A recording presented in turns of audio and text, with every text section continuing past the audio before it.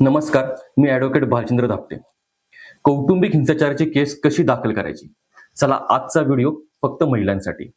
आज आपण समजून घेऊयात कौटुंबिक हिंसाचाराची केस दाखल म्हणजेच डोमेस्टिक व्हायलन्सची केस कशी दाखल केली जाते. कोण दाखल करू शकतं? ही केस दाखल करत असताना कुठल्या गोष्टी लक्षात ठेवल्या पाहिजे आणि कौटुंबिक हिंसाचाराची व हुंड्याची केस ह्या कशा वेगवेगळ्या आहेत. याआधी तुम्ही आमच्या चॅनलला सबस्क्राईब केले नसेल तर आमच्या चॅनलला सबस्क्राईब करा, लाईक करा. हा व्हिडिओ तुम्हाला कसा वाटला हे आम्हाला कमेंट बॉक्समध्ये नक्की कळवा. बेल आयकॉनला क्लिक करा आणि तुम्हाला जर काही कायदेशीर समस्या असतील तर आम्हाला थेट संपर्क साधायचा असेल तर खाली दिलेल्या व्हॉट्सअप नंबरवरती तुम्ही आम्हाला मेसेज करू शकता. चला तर मग आपण बघूया कौटुंबिक हिंसाचार म्हणजेच डोमेस्टिक व्हायलन्सची केस समजून घेऊयात. सर्वात पहिले ह्या केसच्या आधी तुम्ही जर कुठे अर्ज केले असतील जसे की पोलीस स्टेशनमध्ये किंवा समुपदेशन केंद्रामध्ये, तर या अर्जामध्ये लिहिलेल्या घटना व मूळ डोमेस्टिक व्हायलन्सच्या दाव्यामधील घटना यामध्ये कॉन्ट्राडिक्शन म्हणजेच विरोधाभास नसावा. कौटुंबिक हिंसाचाराच्या दाव्यामध्ये तुम्ही नवरा, सासू, सासरे, नणंद, नंदेचा नवरा, दीर, जाऊ म्हणजेच यांच्या विरुद्ध तुम्ही दावा दाखल करू शकता. प्रत्येकाच्या विरुद्ध तुम्ही स्पेसिफिक ॲलिगेशन्स म्हणजे आरोप करणे गरजेचे आहे.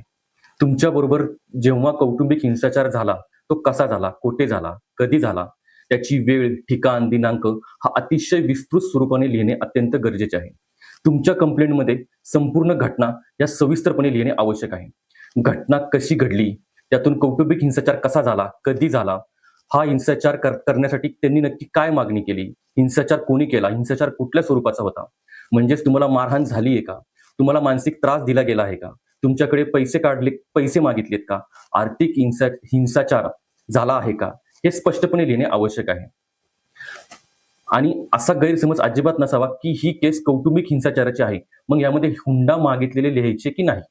हुंडा मागणे हा देखील हिंसाचारच आहे, त्यामुळे ते देखील दाव्यामध्ये टाकणे गरजेचे आहे. तुम्ही कोर्टात यायच्या आधी जे कुठे अर्ज केले असतील ते अर्जांच्या तारीख, वार लिहिले नसतील ते देखील ह्या कौटुंबिक हिंसाचाराच्या दाव्यामध्ये स्पष्ट लिहिणे गरजेचे आहे. जो अत्याचार झाला आहे तो तुमच्या वकिलांना स्पष्ट सांगावा. येथे महत्वाचा मुद्दा लक्षात ठेवा की तुमच्या वकिलांशी तुम्ही घडलेली घटना खरेपणाने सांगणे अत्यंत गरजेचे आहे. तुम्ही जर खोट्या घटना सांगितल्या व या घटनांना पुरावा देता आला नाही किंवा घटना खोट्या आहेत याचा पुरावा तुमचे विरोधी पक्ष म्हणजे नवऱ्याकडे किंवा त्यांच्या नातेवाईकांनी दिला तर मात्र तुमचे नुकसान होऊ शकते.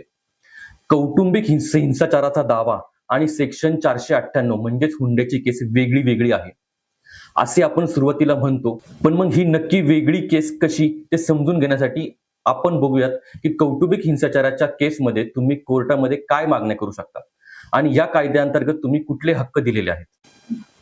सर्वात पहिला फरक म्हणजे कौटुंबिक हिंसाचाराची केस डायरेक्ट कोर्टामध्ये केली जाते, तर हुंड्याची केस ही पोलिसांकडे केली जाते आणि त्यानंतर मग ती कोर्टामध्ये येते. या दोन्ही केसच्या फरकांबद्दल एक सविस्तर व्हिडिओ आम्ही केलेला आहे, त्याची लिंक डिस्क्रिप्शन बॉक्समध्ये दिलेली आहे. तो व्हिडिओ नक्की बघा म्हणजे तुमच्या कन्सेप्ट अजून क्लिअर होतील. कौटुंबिक हिंसाचाराच्या केसमध्ये सर्वात पहिले तुम्ही तुमच्या स्वतःच्या खर्चासाठी पोटगी मागू शकता. दुसरे, तुम्ही भाड्याने घर किंवा भाड्याने राहत असाल तर त्या भाड्याची अमाऊंट देखील तुम्ही मागू शकता. त्याचप्रमाणे तुम्ही जर का सासऱ्यांच्या घरात राहत असाल किंवा तुम्ही जर का सासरच्या घरात राहत असाल तर तेथे देखील हक्क तुम्हाला दिला आहे. त्याच घरामध्ये राहण्यासाठी अधिकार मागू शकता. तिसरं म्हणजे तुम्हाला शारीरिक व मानसिक हिंसाचार झाला असेल आणि त्यामुळे तुम्हाला मेडिकल ट्रीटमेंट घ्यावी लागली असेल तर या ट्रीटमेंटचा खर्च देखील तुम्ही कौटुंबिक हिंसाचाराच्या कायद्याखाली मागू शकता. 4 नंबर, तुमच्या बरोबर शारीरिक किंवा मानसिक हे अत्याचार झाले असतील त्यामुळे तुमचे काही नुकसान झाले असेल तर तुम्ही नुकसान भरपाई देखील मागू शकता म्हणजेच कॉम्पेन्सेशन देखील मागू शकता. जर तुमचे पती सासरकडे तुमच्यापासून वेगळे राहत असतील, घर किंवा फ्लॅट विकण्याचा प्रयत्न करत असतील तर तुम्ही प्रॉपर्टी न विकण्यासाठी रेसिडेन्स ऑर्डर मागू शकता.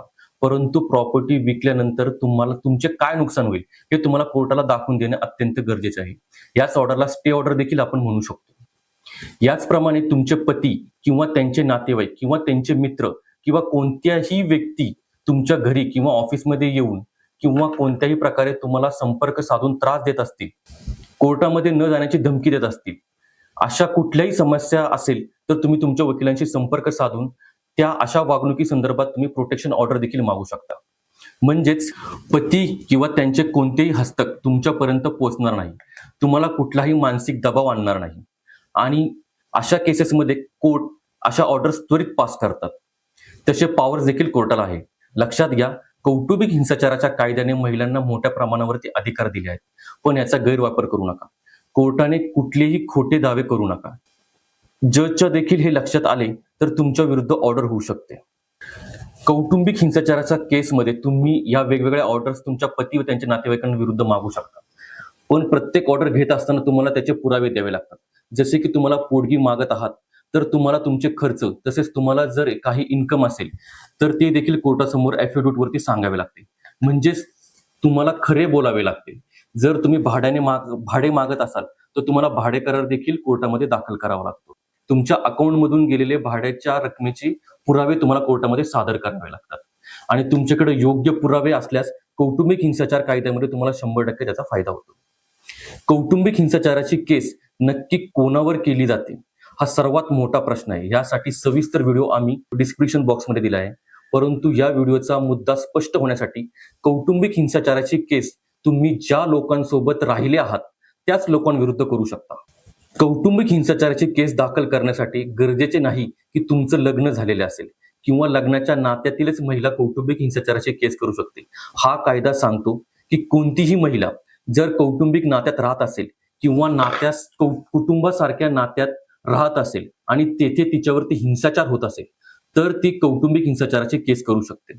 मग ते लिव्हिंग रिलेशन जरी असेल तरी देखील त्या महिला आपल्या पार्टनरच्या विरुद्ध कौटुंबिक हिंसाचाराची केस करू शकते. मुलगी देखील वडिलांच्या किंवा भावाच्या विरोधामध्ये कौटुंबिक हिंसाचाराची केस करू शकते. पत्नी तर पतीच्या नातेवाईक व इतरांवरती देखील केस करू शकते. तसेच यामध्ये सर्वात महत्वाची गोष्ट म्हणजे सासू देखील सुनेवरती कौटुंबिक हिंसाचाराची केस करू शकते. या कायद्यांनी महिलांना खूप अधिकार दिले आहेत, परंतु अनेक वेळा या अधिकारांचा गैरवापर केला जातो. त्यामुळे उगाचच खोटे आरोप करण्यापेक्षा किंवा गरजेपेक्षा जास्त हिंसाचार झाल्याचे कोर्टाला दाखवणे, अशा प्रकारचे ड्राफ्टिंग करणे हे कोर्टाच्या देखील लक्षात येते. केस खोटी असल्याचे जर लक्षात आले तर तुमच्या विरुद्ध देखील कारवाई होऊ शकते. तर महिलांनो, जर तुमच्या विरुद्ध अन्याय होत असेल, तुम्हाला कुठल्याही प्रकारचा शारीरिक, मानसिक, लैंगिक, आर्थिक हिंसाचार होत असेल तर नक्कीच आवाज उठवा, पण बदल्याच्या भावनेने खोट्या केसेस करू नका.